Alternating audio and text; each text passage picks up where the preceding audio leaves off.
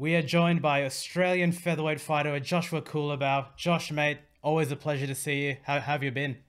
Yeah, I've been all right considering this whole lockdown, but yeah, just kind of getting over it right now. Yeah, fair enough. Mate, we both live in Sydney, so the restrictions here have been pretty aggressive. Uh, what have you been doing during this time to keep yourself sharp? Like, how can you? Well, lucky enough, I was able to be a part of Alex Volkanovski's training camp Yep. where he had an exemption, so I was able to be able to travel back and forth from Sydney to Wollongong. A couple of days, 4 days of the week for the last 8 weeks. So at least Yep. that's something. Yep. You've been a part of Alex's camp a couple of times now, right? Yeah, yeah. For his first Max Holloway, yeah, first Max Holloway fight, and then the second Max Holloway. Yeah. How's the experience been? Is it more or less the same sort of experience? Because I remember in the Max Holloway fight, he had you guys down in a bit of a cabin a situation. Is it relatively similar? Yeah, yeah. This time it wasn't a cabin. He booked us out at Airbnb, and yeah, just it was a much better place we were staying at. Nice, nice, mate. Since we've had a chat, you've had two more sort of fights, right? So it's been like an up and down sort of journey from you.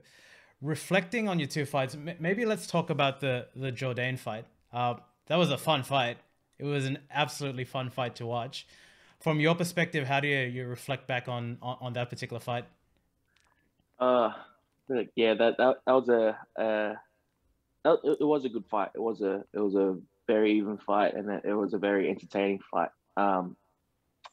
But I feel like I got robbed of a victory. I feel like I won 2 rounds, 2 rounds to one, and Yeah, yeah, and well, it is what it is now. But I feel I got robbed of a win. So right now I should have been on a 2 fight win streak right now, but because of some incompetent judges, it cost me yeah, cost me a cost me a fight, cost me a win. yeah. How hard is it for you to let go of stuff like that? Like how long did it take for you to kind of let that one go, if at all? Yeah, look, I got over it kind of in quarantine. I just Yeah, kind of accepted it as it was. So like I flew back and had the 2 week quarantine with my team, and yeah, I was kind of like, it is what it is. Just got to move forward and have a new mindset of we can't just keep leaving it to the hands of the judges.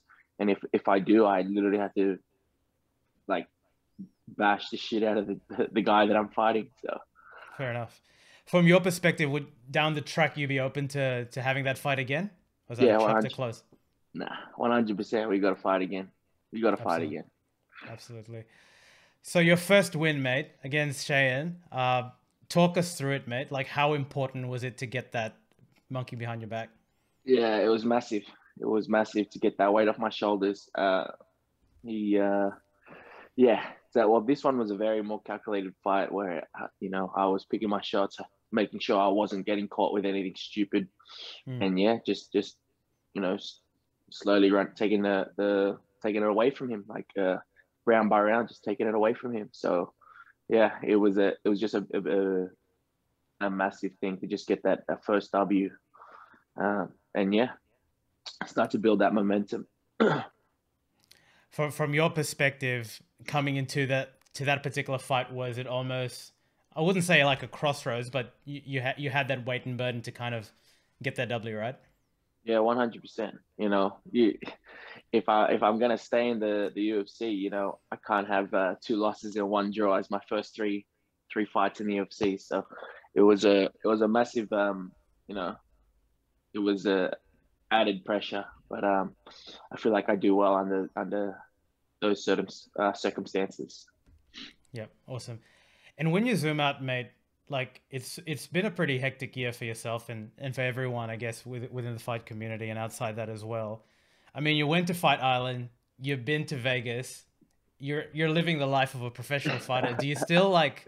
I mean, I see in your Instagram you do pinch yourself and reminisce. How much of that is a foregone reality to you, and how much of that is still you're still pinching yourself? Um, some days I catch myself like because it's just some days I'm just training and it just becomes like a very mind-numbing task where you just go to training, do the training, go Mm, home, and you don't feel like anything's changed, but then you realize like I'm not just fighting for any promotion. I'm fighting for the biggest promotion in the world. And sometimes uh, I do kind of like forget that I am even in the UFC. Um, yeah, it's like it kind of just sometimes like just kind of gets away from me. And then, I find myself just sitting here just thinking, you know, while watching a UFC event, I'll be like, oh man, you know what? I'm fighting in the UFC. I fight in that octagon. I fight in that type of cage, that type of arena. And like, yeah, I just catch myself sometimes thinking about it like that. fair enough. Um, and of the two experiences, Fight Island, Vegas, which was the more enjoyable? Vegas, Vegas, Vegas was very cool. Don't get me wrong, Fight Island was nice, and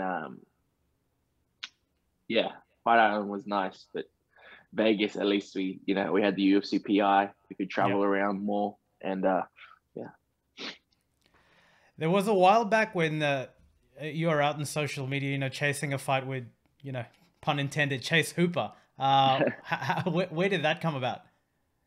I just seen one of his fights and found that he was in the same weight division, and he was just a kid that I thought was like um not so much deserving of all the hype that he was getting. Like Hmm. he had very good jiu-jitsu.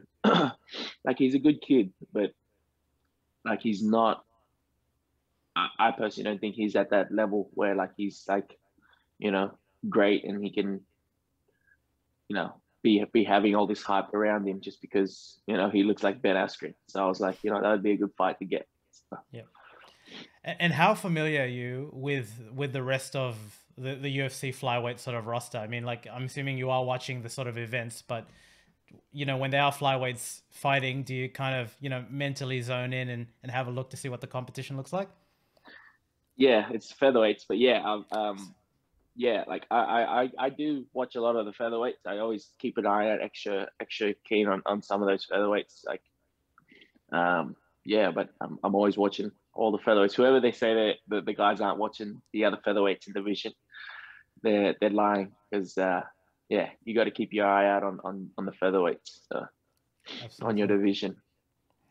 And I know this is a relatively fresh fight, but what were your thoughts on the Volkanovski and Ortega fight?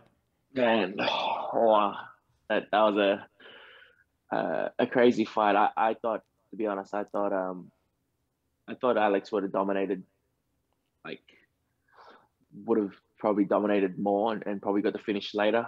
Yep. Which I thought he did after that round three. But Yep. props to Brian for being a tough guy and just being able to take the beating and still push on. Take that Yep. much damage and still push on because yeah, I know firsthand how fast a pace Alex can fight at, and yeah, over 5 rounds, getting beat up like that is you know, I would have thought he would have broke him earlier. From your perspective as an actual fighter that's been in the cage there, you know, Ortega's taken a lot of punishment on his last, against Holloway and Volk. Do you actually think that's a good thing in the long run? No way, Yeah. no way. Yeah, it's good for entertainment purposes and you know like getting a lot of people to watch you fight, but for your health and your career, it's not a smart move. My coach always said, yes, this sport is a entertainment business, but it's also a sport, and you have to protect yourself first. So he goes, I'd rather you be able to protect yourself, you know, and walk home than rather than to entertain these guys, to Mm. entertain the fans. So yeah, that's sort of my mindset is that like, yes, I have to be entertaining, but my health and my health and my body, It's your compared priority. to is Yeah. that's it. So in a scenario like that, I mean, you have full trust with your team and ego in that.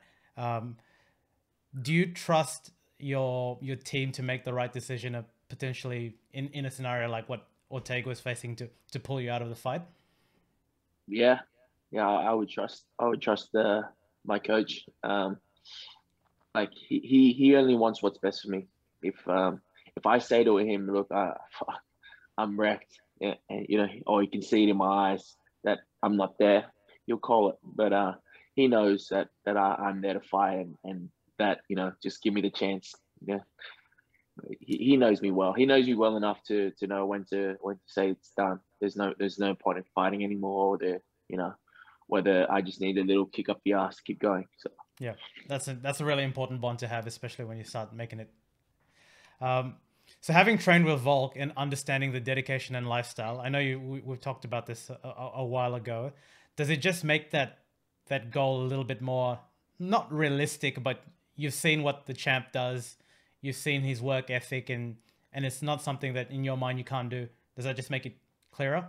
yeah, 100%. It's literally, and that's what I admire about the most about him is that is literally he doesn't he doesn't have like the world class training partners. Only like recently he's had these world class training partners, but he's literally stayed in his own gym, the same gym he started off in, with the same coach, with the same training partners.